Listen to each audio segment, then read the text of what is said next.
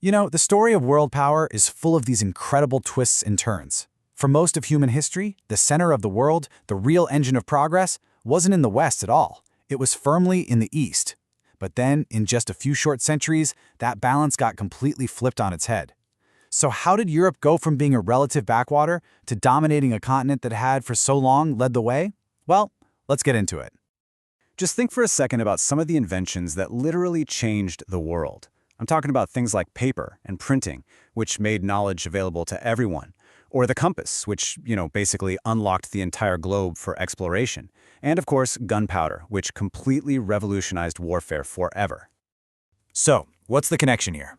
What do all of these absolutely foundational technologies have in common? Well, the answer might actually surprise you. Every single one of them came from Asia, not Europe. And that one simple fact, well, that's the real beginning of our story.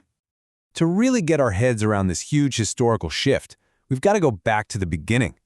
Back to a time when Asia was, without a doubt, the world's center for pretty much everything. Innovation, culture, you name it. And look, that is no exaggeration at all. Asia is the cradle of the world's most ancient civilizations. We're talking Mesopotamia, the Indus Valley, the great river valleys of China. This is where humanity really took its first giant leaps forward, building these complex societies while a lot of the world was, frankly, still just getting started.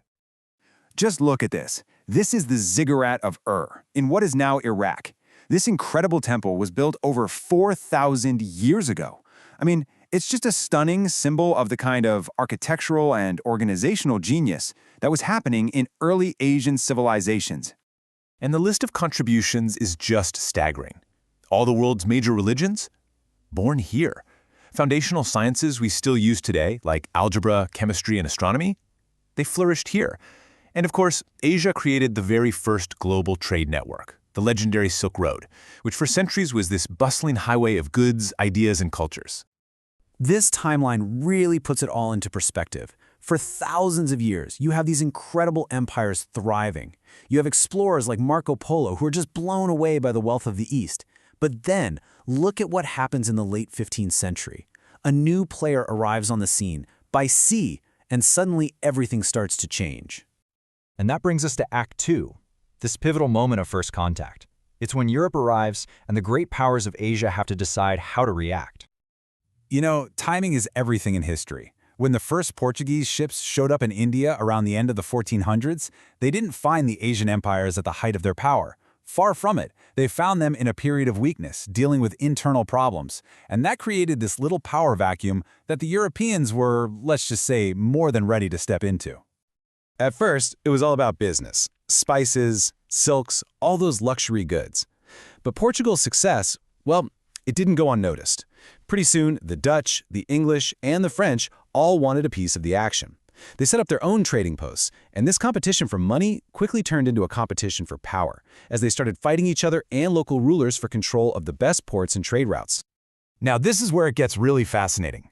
Faced with this new pressure from Europe, the two giants of East Asia, China and Japan, chose completely opposite paths. China, which saw itself as the center of the universe, basically turned inward. It believed it didn't need anything from the outside world. Japan, on the other hand, chose to adapt. It kicked off this massive push to modernize its industry and its military so it could meet the West on its own terms. That one choice would change everything for the next 100 years. So this brings us to the third, and honestly, the most aggressive part of the story. This is where simple trade and influence turns into a full-on colonial carve-up of the entire continent. And you can't talk about this without talking about the British East India Company. Get this, it wasn't a government, it was a corporation. But it was a corporation that had its own army, fought its own wars, and governed huge swaths of land. It was brilliant at playing local rulers off against each other in India, and it used that strategy to turn a simple trade monopoly into total political control. And that corporate takeover led to this number, 200 years.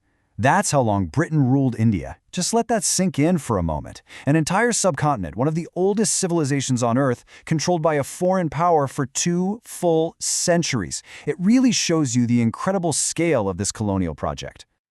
By the middle of the 19th century, the map of Asia looked completely different. It was like the continent had been sliced up like a pie. Great Britain had India, Russia was expanding all across Central Asia, the Dutch had what's now Indonesia, and the French took Indochina. The scramble for Asia was basically complete.